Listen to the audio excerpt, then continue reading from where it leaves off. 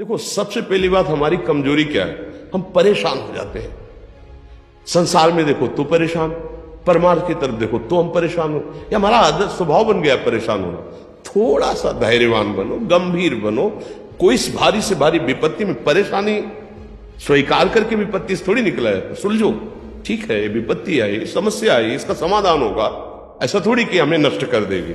अगर अभी हमारी बड़ी हानि हो जाती है, हम कल इससे बड़ा लाभ प्राप्त कर सकते हैं। हमको एकदम बिल्कुल गंभीर रहना है, इतने कमजोर नहीं बन जाना। अब वो गए तो क्या होगा, अब वो वस्तु गई तो क्या, पद गया तो क्या होगा। प्रयास किया था, ये पद मिला था, इससे बड़ा पद प्राप्त करूंगा, मैं इससे बड़ा महान बनूंगा। ठीक है, एक बार गिर गया, गलती हो गई, दंड भोगूंगा, फिर इससे ज्यादा संयम में रहूंगा। बिल्कुल मतलब एकदम फ्रेश दिमाग रखना चाहिए। पर अपने लोग क्या है, जरा सी बात में एकदम पछड़ा कर लेते हैं, एकदम कमजोर हो जाते हैं। ये बिल्कुल ठीक नहीं है। हम जीवन भर की यात्रा की बात कह रहे हैं, भारी से भारी कष्ट में भी मुस्कुराना, तो हमें बल मिला है, हमें भगवान की कृपा का दर्शन हुआ है, हमें उनका दुलार दिखाई दिया है। अगर ऐसे तो भाग जाते हैं, फिर परमार्थ में थोड़ी चलना होता है। आज जो आप सुन करके लाभ लेने की चेष्टा कर रहे हो ना, ये केवल प्रवचन नहीं है, ये जीवन है। अगर ये जिए ना होते ना तो ये इसका प्रभाव नहीं पड़ता, फिर वाणी का प्रभाव नहीं पड़ता। हम इसीलिए कहते हैं, जैसे आप लोग एकदम परेशान हो जाते हैं, तो बोलो क्या हमसे ज्यादा परेशानी होगी? दोनों किडनी खराब, दवाई लाने के लिए पैसे नहीं, पानी रखा है हम उठ के पी नहीं सकते, भीषण शरीर में कष्ट, भीषण बुखार, क्योंकि किडनी फेल, जरा में बुखार, खाने को क्या, रोटी मांग के लाओ। अगर वहां सब्जी मिलती तो लाल मिर्च ऐसी पड़ के मिलती थी कि वो पा नहीं सकते थे। आप सोचो, पानी लाना है तो मुझे लाना है, पीना है तो मुझे पीना है। अगर मैं हारता तो कहां पहुंच जाता, क्या स्थिति होती? नहीं, मरना है। पर कदम पीछे, कोई दिन ऐसा नहीं जिस दिन सेवा ना की हो, जिस दिन सेवा में ना गए हो। गुरु जी की सेवा में जाना है, पहले अपने को स्वस्थ साबित करना है, नहीं वो सेवा ही नहीं लेंगे। तुम बीमार हो, तुम कष्ट में, वैसे उनकी दृष्टि परेशान है, उनकी सेवा की, आके लेट गए। फिर हिम्मत की, अपनी श्री जी की सेवा की, मधुकरी नहीं गए, 3-3, 4-4 दिन भोजन नहीं गए, पर सेवा नहीं छोड़ा, दिनचर्या नहीं छोड़ी।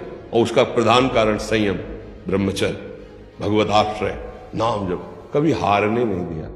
अभी भी थोड़ी देर बाद डायलिसिस शुरू होगा, हारने, आपको हारे हुए नजर आ रहे हैं। शरीर में पीड़ा है, किडनी फेल है, ऐसा थोड़ा स्वस्थ बैठे हैं, पीड़ा है, बार बार प्यास लगती है, थोड़ा थोड़ा पानी मिलता है, हर, लेकिन हम आनंदित हैं, हम प्रसन्न हैं। हम लड़ाई में हारे नहीं हैं, ना हारेंगे, हम जीत चुके हैं। हम अपने मालिक के भरोसे में अपना सब बात, तो वो ये हम अपनी बड़ाई नहीं बता रहे, हम आपको बता रहे समस्या। सोचो, तुम्हारे पास तो माँ है, भाई है, बहन है, परिवार है, कोई ना कोई तो है ना। मेरा किसी ने कभी जीवन में ध्यान भी नहीं दिया। क्यों?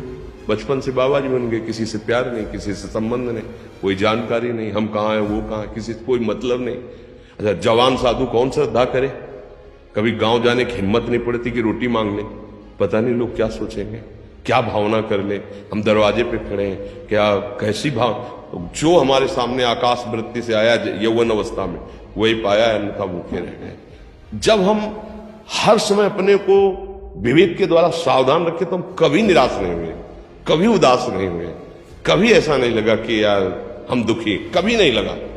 उसी का फल है कि उस सुख का संकेत मिल गया जहां दुख की निशानी भी नहीं, वही उसी के बच्चे हो। हम सब उसी धातु से बने हुए हैं। हम इतना क्यों परेशान हो जाते हैं? हम ये देखते हैं, अपने लोग थोड़ी बात बिगड़ गई परेशान, नहीं बिगड़ी तो बिगड़ जाने की संभावना में परेशान है। आज सुख है, लेकिन कल सुख छिन जाएगा, तो हम आज के सुख में सुखी ना होकर कल के दुख की आने की संभावना में हम भयभीत हो। मतलब क्या हमारी सोच रह गई? हमको इतना बलवान बनना है कि सुख और दुख दोनों हमको छू न सके। भारी से भारी सुख की व्यवस्था है तो अहंकार नहीं, हर्षित होकर किसी का अपमान न करे कि हम धनी, हम पदाधिकारी, अमुक। भारी से भारी दुख आया तो हमें किसी के सहयोग की जरूरत नहीं, हम फिर अपने कदम बढ़ाएंगे, हम फिर जुड़ी हुई अपनी भावनाओं को सजाएंगे। मस्त जीवन, एकदम तुम अविनाशी के बच्चे हो। शेर का बच्चा भेड़ों के बीच में फंसकर मेव मेव बोल रहा है, बस अगर दहाड़ना सीख जाए तो कोई भी उसे परास्त नहीं कर सकता। ऐसे भगवद अंश, तू प्रपंच में फंसकर अपने को इतना दीन क्यों देख रहा है? तू ऐसा है कि भगवान के दिव्यास्त्र में भी ताकत नहीं तेरे को मार सके। तू अविनाशी का अविनाशी बच्चा है, विनाशी भोगों को, विनाशी शरीर को मैं मान के इतना भयभीत, इतना दुख, ठीक नहीं। ये सबके लिए, केवल एक के लिए नहीं, आप समझो। आप लोग सोचते हैं हम गृहस्थ होकर भला ऐसी स्थिति कैसे? जनक जी सुखदेव जी के गुरु हैं और राजा हैं, महल है, रानियां हैं, नौकर है, चाकर।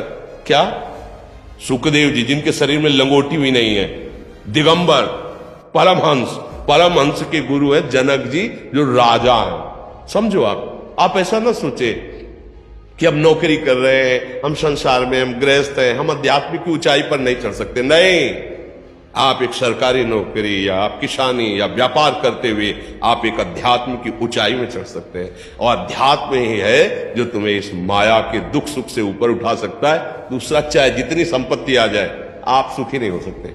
सब देख लो, आंख खोल के देख लो, अध्यात्म ही है जो तुम्हें हर कष्ट सहकर मुस्कुराकर जीने का रास्ता बता देगा कि आप आनंदित हो जाओगे। कुछ नहीं बिगड़ा, अध्यात्म है तो कुछ नहीं बिगड़ा, अध्यात्म नहीं है तो कुछ नहीं बना, कुछ हाथ नहीं लगने वाला।